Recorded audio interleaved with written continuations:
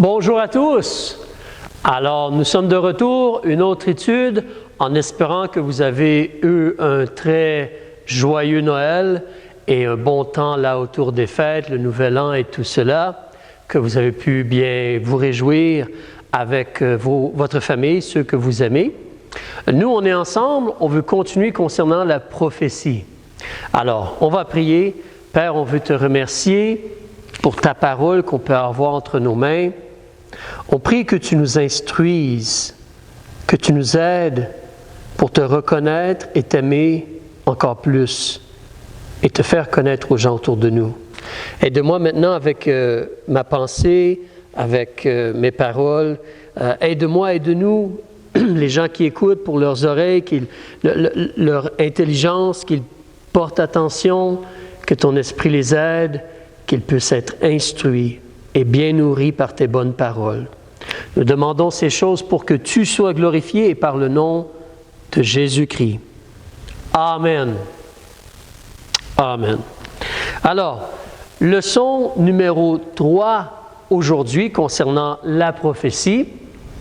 Et en réalité, on se rappelle, nous parlons maintenant de la deuxième venue de Jésus ou du Messie. La deuxième venue de Jésus. Il y a eu une pause de 3 semaines, donc essayons de nous replacer un peu. Nous avons parlé de la réalité que Dieu a promis.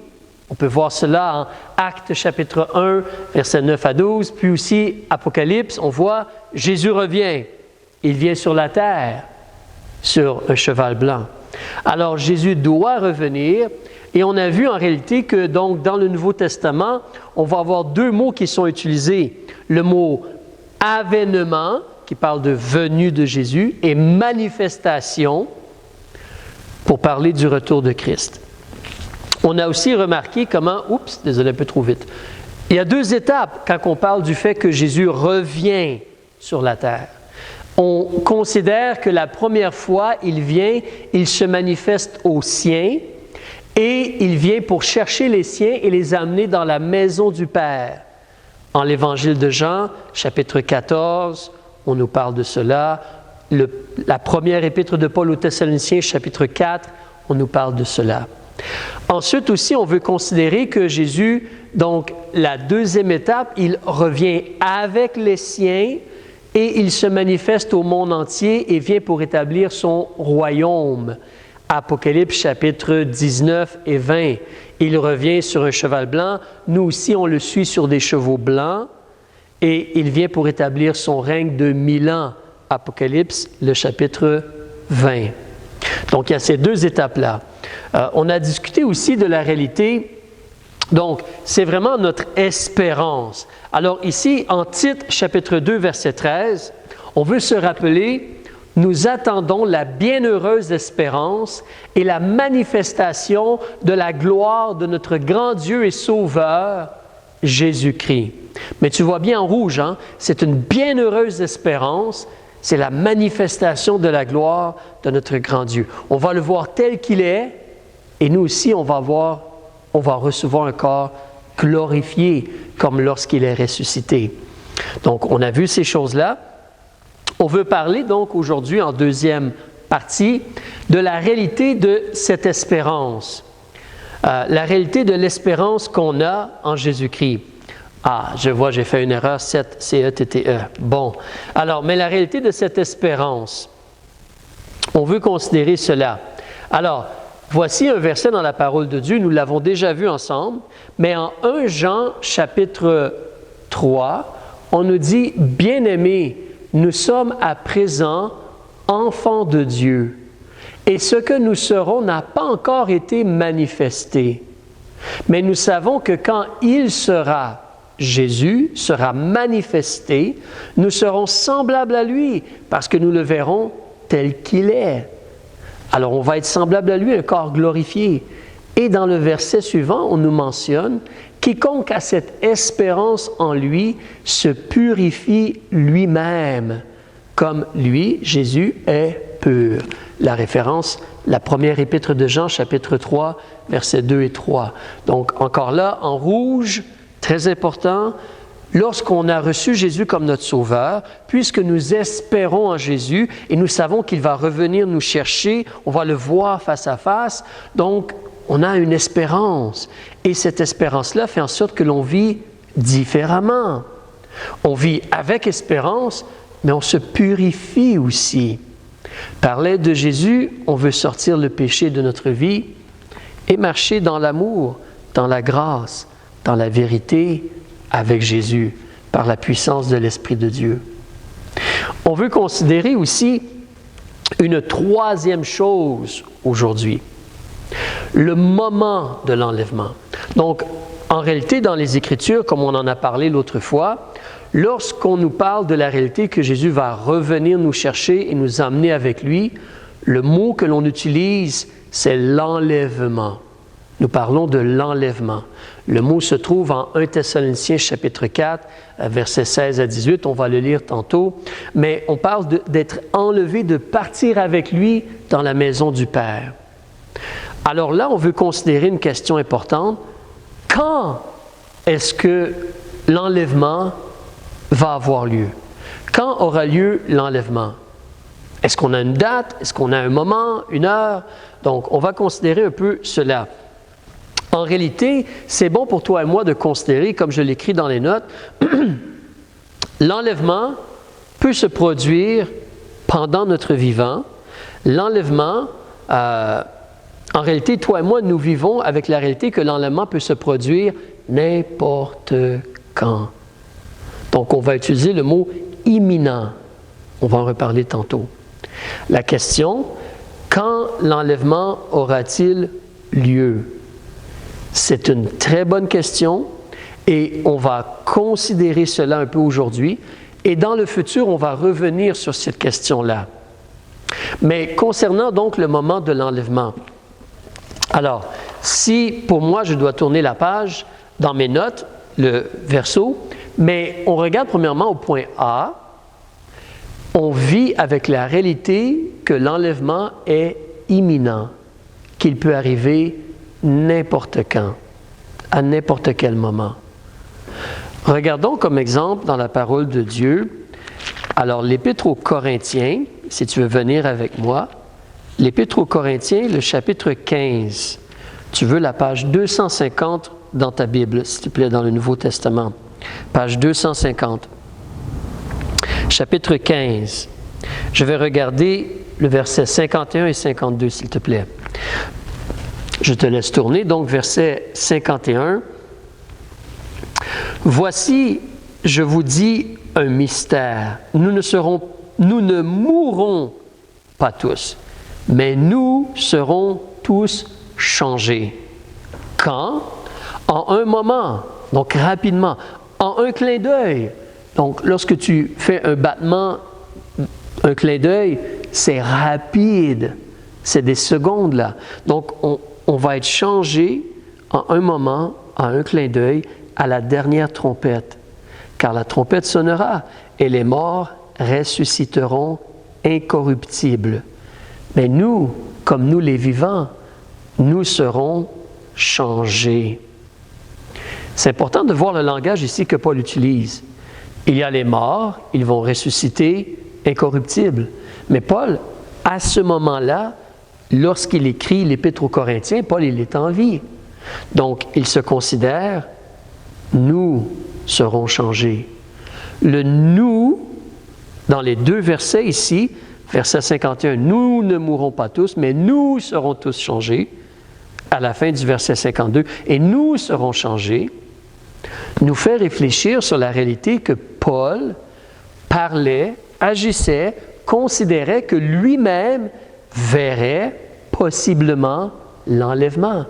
Il ne dit pas « eux plus tard, vers la fin des temps », il dit « nous serons tous changés ». Nous ne mourrons pas tous. Paul vivait avec l'espérance que l'enlèvement pouvait se produire pendant qu'il était en vie et qu'il partirait pour être avec le Seigneur. Donc, l'enlèvement peut se produire n'importe quand, pendant que nous sommes en vie. Regardons l'autre passage, 1 Thessaloniciens, donc la première épître de Paul aux Thessaloniciens, Regarde le chapitre 4 avec moi, s'il te plaît. Chapitre 4, c'est la page 291. Page 291, chapitre 4. On va débuter au verset 15. « Car nous vous déclarons ceci par la parole du Seigneur. » Alors, page 291, si tu es là, 1 Thessaloniciens chapitre 4, verset 15. « Nous vous déclarons ceci par la parole du Seigneur, que nous les vivants qui serons restés pour l'avènement, la venue du Seigneur, nous les vivants, nous ne précéderons point ceux qui sont morts. » Il ne dit pas « eux les vivants » dans ce temps-là. Il dit « nous », comme s'incluant lui-même et les gens de Thessalonique qui sont en vie. Nous, les vivants qui seront restés, nous ne précéderons point ceux qui sont morts. Car le Seigneur lui-même descendra du ciel à un signal donné, avec une voix d'archange, et les morts, au son d'une trompette de Dieu, et les morts qui sont en Christ ressusciteront premièrement. Ensuite, nous, les vivants, qui serons restés, comme s'il s'inclut lui-même. Nous, les vivants qui serons restés, nous serons enlevés. De là le mot enlèvement. L'enlèvement de tous les sauvés, de tous ceux qui ont reçu Jésus comme leur sauveur personnel. Pas les gens religieux, pas ceux qui croient qu'un Dieu existe ou qui croient en Dieu, ceux qui sont nés de nouveau, qui ont reçu Jésus comme leur sauveur personnel. Alors, mais nous les vivants, nous serons enlevés avec eux sur des nuées à la rencontre du Seigneur dans les airs, et ainsi nous serons toujours avec le Seigneur. Mais tu vois encore le langage de Paul. Paul parle comme si nous là, nous qui sommes vivants, il parlait, il vivait sa vie comme si lui qui était vivant verrait peut-être l'enlèvement, vivrait peut-être l'enlèvement. Et ça, c'est quelque chose d'incroyable et d'excitant d'une certaine façon parce que on peut être là en vie et tout à coup la trompette sonne et on part pour aller avec le Seigneur. Les morts en Christ ressuscitent premièrement, mais comme on a vu en un clin d'œil, on est changé, on est transformé en un clin d'œil et on part avec le Seigneur. C'est rapide, mais la trompette sonne et nous partons. Alors Paul vivait avec cette espérance-là. On veut se purifier, on veut être prêt pour la rencontre du Seigneur, pour le voir face à face, mais nous vivons avec une espérance qui est réelle. Pendant notre vivant, cela peut se produire. Cela pouvait se produire pendant son vivant à lui. Alors, c'est quelque chose qui est réel. Des fois, j'ai déjà entendu un homme, recule avec moi dans l'Évangile de Jean, s'il te plaît. L'Évangile de Jean, chapitre 21. Page 163. Jean chapitre 21. On va regarder un petit quelque chose ici ensemble et réfléchir. Alors, chapitre 21, page 163. Je regarde donc à partir du verset 18. Alors, Jésus parle avec M. Pierre. « En vérité, je te le dis, lorsque tu étais plus jeune, tu te saignais toi-même, et tu allais où tu voulais, mais lorsque tu seras vieux, tu étendras tes mains, et un autre te ceindra et te mènera où tu ne voudras pas. » Or, il dit cela pour marquer par quelle mort Pierre glorifierait Dieu. Et après avoir ainsi parlé, il lui dit « Suis-moi, Pierre. » Mais Pierre, tu vas mourir et tu vas me glorifier dans cette situation-là, ce genre de mort-là. Les gens vont te porter où tu ne veux pas, puis tu vas donner ta vie pour moi. Pierre, au verset 20, se retourne, puis il voit le disciple que Jésus aimait, M. Jean, qui a écrit cette épître, ou cette lettre, voyons, cet évangile. Voilà. Alors, Pierre, s'étant retourné, vit venir après lui le disciple que Jésus aimait, celui qui, pendant le souper, s'était penché sur le sein de Jésus et lui avait dit, « Seigneur, qui est celui qui te trahit? » Pierre, donc, l'ayant vu, dit à Jésus, « Seigneur, et celui-ci, que lui arrivera-t-il? » Jésus lui dit, « Si je veux qu'il demeure jusqu'à ce que je vienne, que t'importe?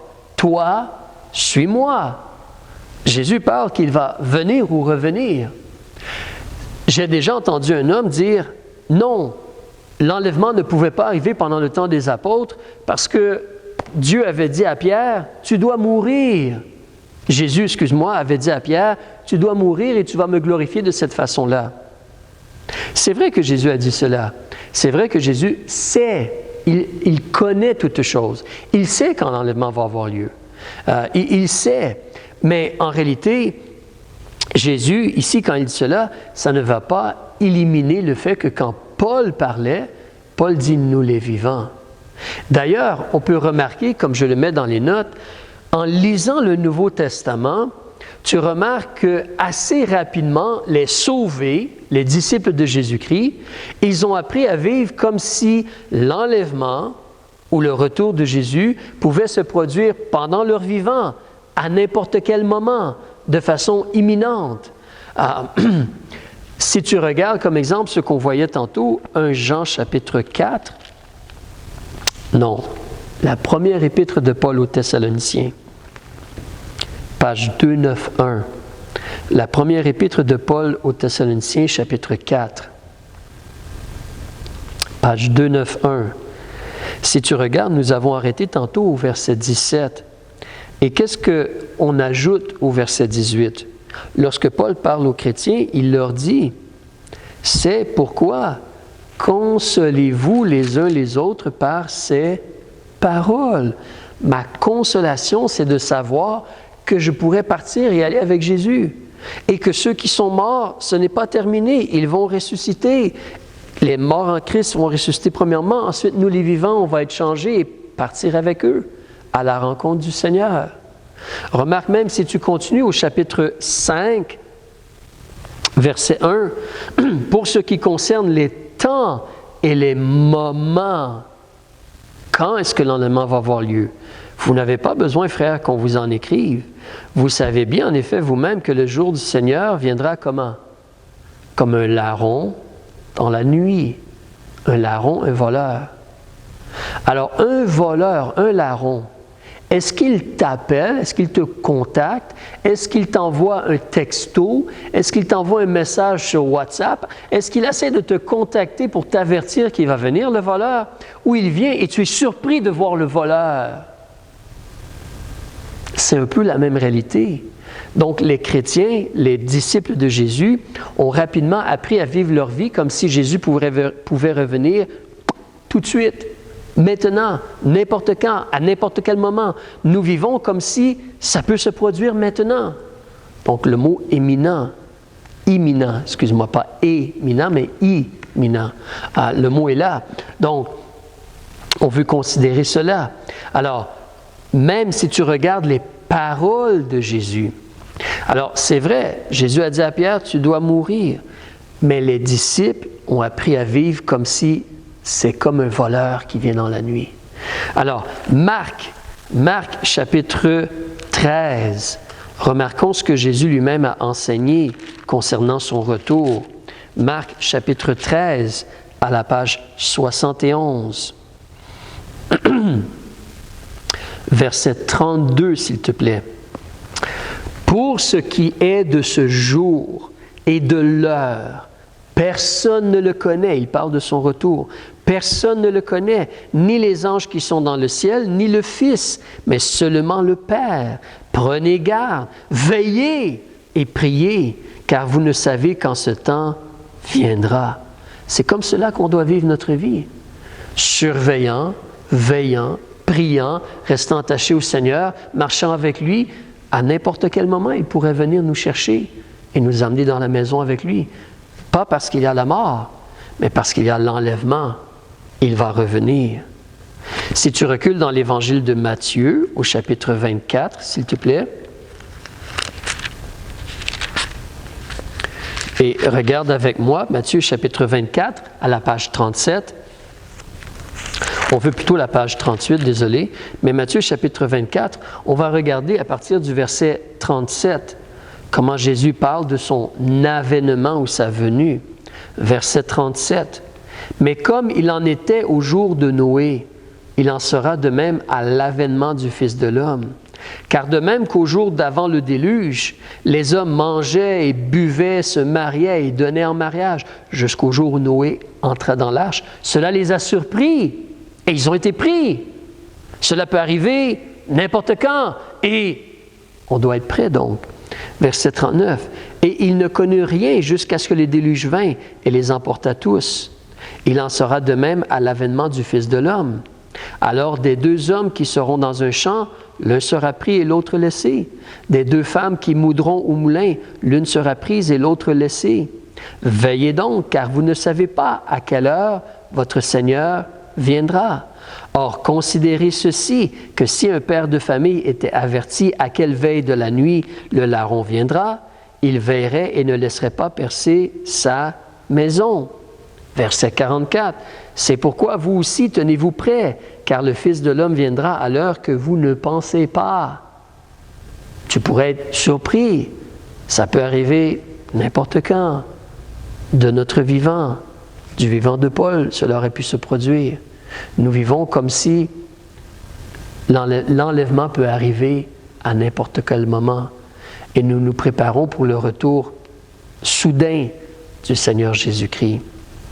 On peut remarquer aussi, comme je dis, quand tu regardes les enseignements des apôtres, avance avec moi dans l'épître de Paul aux Romains, s'il te plaît. Page 228. Page 228. Romains chapitre 13. Et si tu regardes, le verset 11 débute à la page 227, désolé.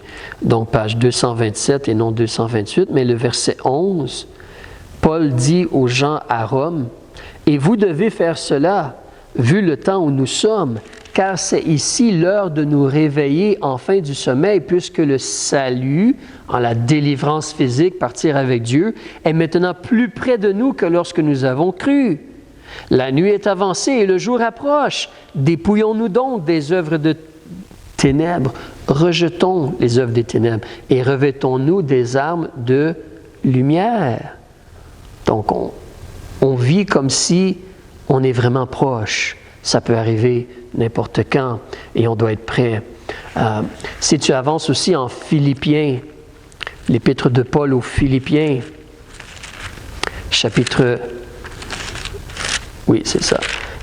4, donc page 283. Chapitre 4, regarde le verset 5, s'il vous plaît.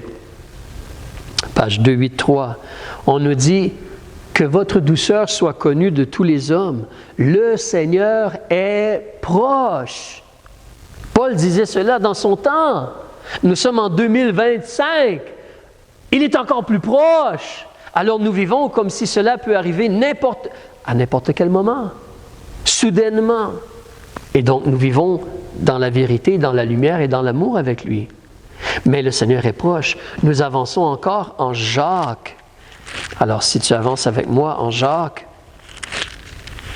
Jacques chapitre 5, page 327, verset 8. Monsieur Jacques, il nous dit des mots similaires. Verset 8, chapitre 5. Vous aussi, attendez patiemment, affermissez vos cœurs, car l'avènement du Seigneur est très loin. Cela va se produire dans les années 2000 quelque chose. Nous, on est seulement après la résurrection de Jésus. Non, ce n'est pas ce qu'il dit. Il dit, pendant son vivant, M. Jacques, quelque temps, peut-être 2 ou 3, 10, 20 ou 30 ans après la résurrection de Jésus, Jacques dit, l'avènement du Seigneur est proche. Reculons dans Hébreux. Avant Jacques, tu vas trouver Hébreux. Chapitre 10, à la page 318. Page 318, regarde au chapitre 10 et on va regarder, pour débuter, le verset 25. Excuse-moi.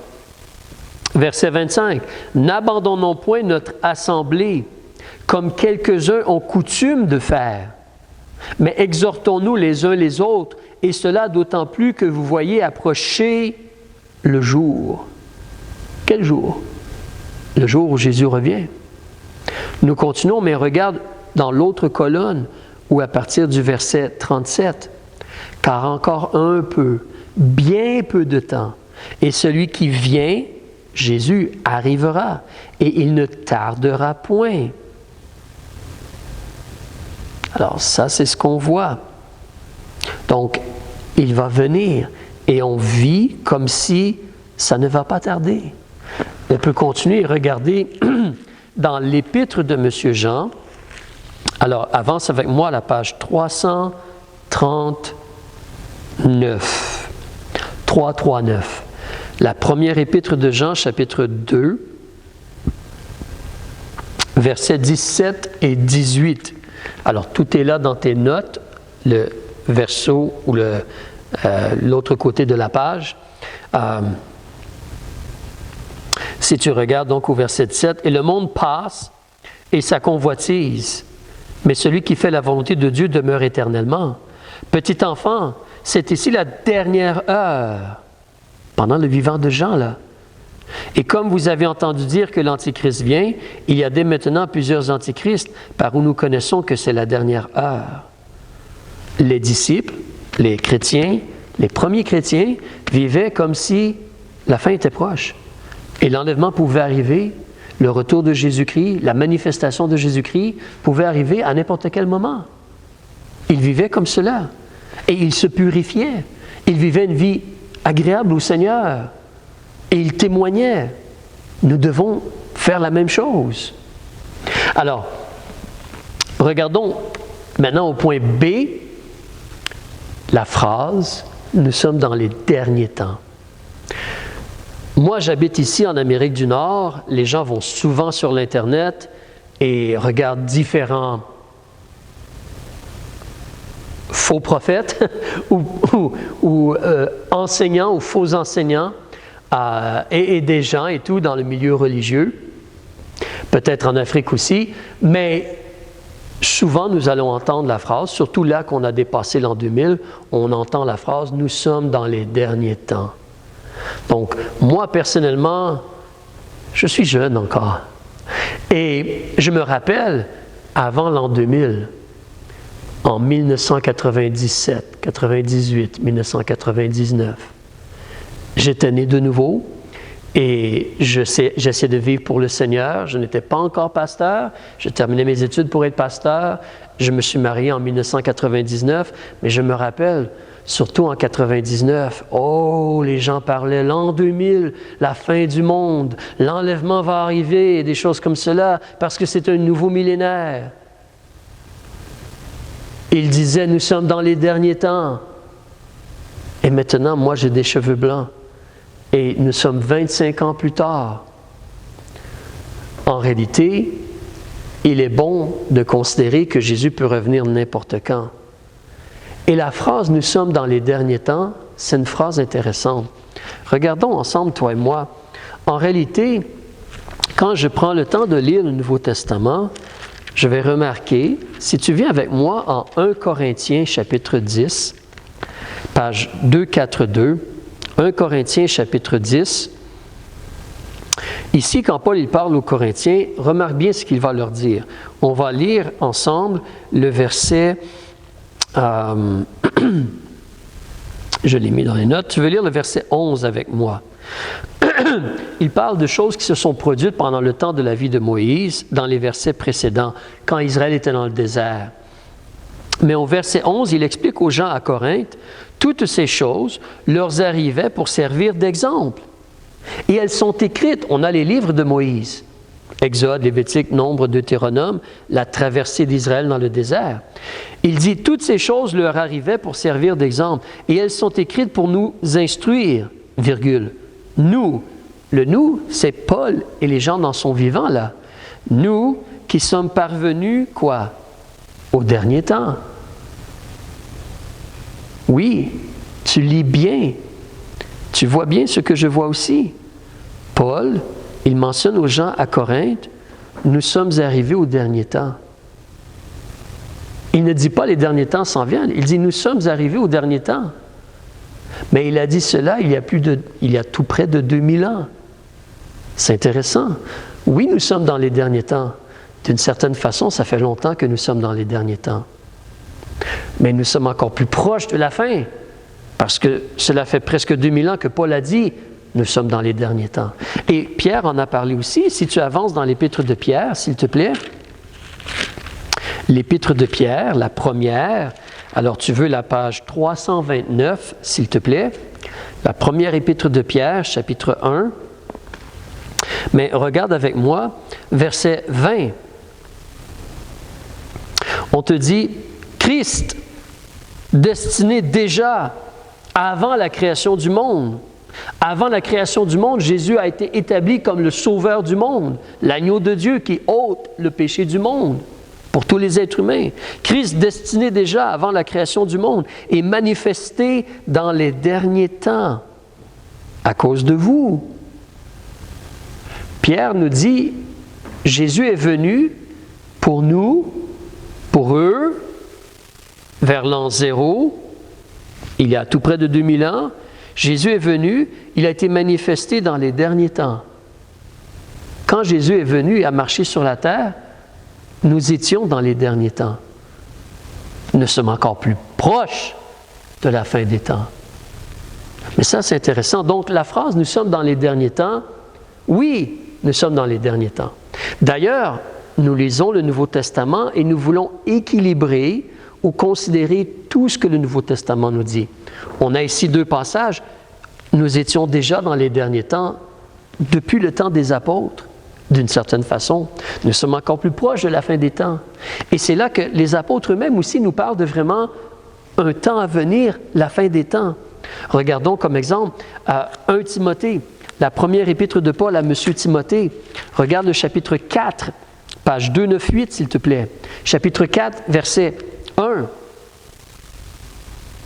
Page 298. Je te laisse y tourner. Chapitre 4, verset 1. Paul dit à M. Timothée, qui est pasteur, l'Esprit dit expressément, l'Esprit dit clairement que dans les derniers temps, quelques-uns se détourneront de la foi, s'attachant à des esprits séducteurs. Il y a des doctrines, des enseignements de démons, les faux prophètes. Mais on nous parle ici comme si c'est à venir, dans les derniers temps. Mais on est déjà dans les derniers temps, pendant le temps des apôtres. Mais il y a les derniers temps. Tu comprends? Donc, si tu regardes en 2 Timothée, ensuite tu tournes quelques pages, la seconde épître de Paul à Timothée, chapitre 3.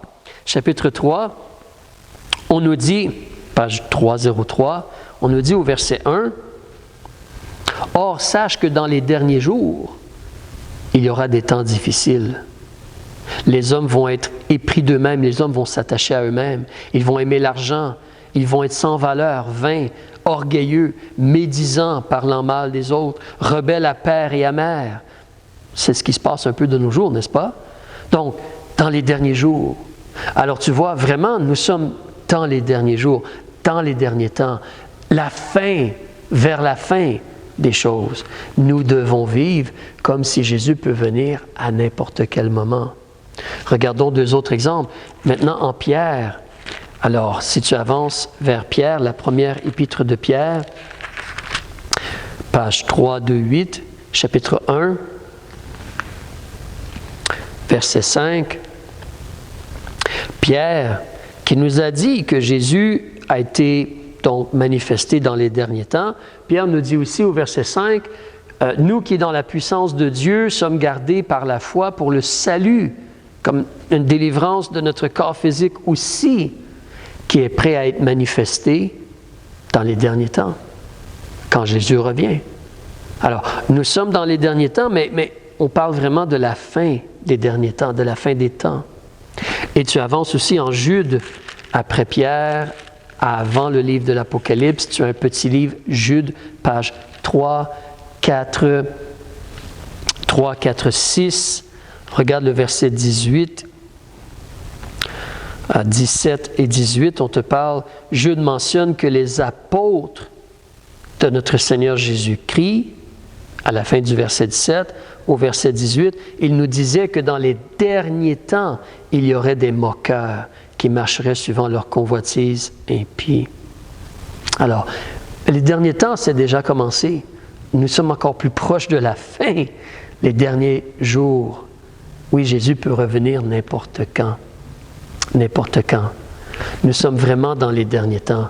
C'est pour ça, nous allons terminer ici, mais on est encore plus proche de la fin. Donc, nous sommes dans les derniers temps. Et l'enlèvement, Jésus qui revient pour prendre tous ceux qui croient en lui et les amener au ciel, c'est imminent. Ça peut se produire soudainement, n'importe quand. Nous vivons avec une joie Nous vivons avec foi, on veut se purifier, et nous vivons avec la joie de cette espérance-là qu'on va physiquement être sauvé, délivré de ce corps de chair et de ce corps pécheur. On va être délivré, on va recevoir un corps glorifié comme Jésus, et il va y avoir une récompense.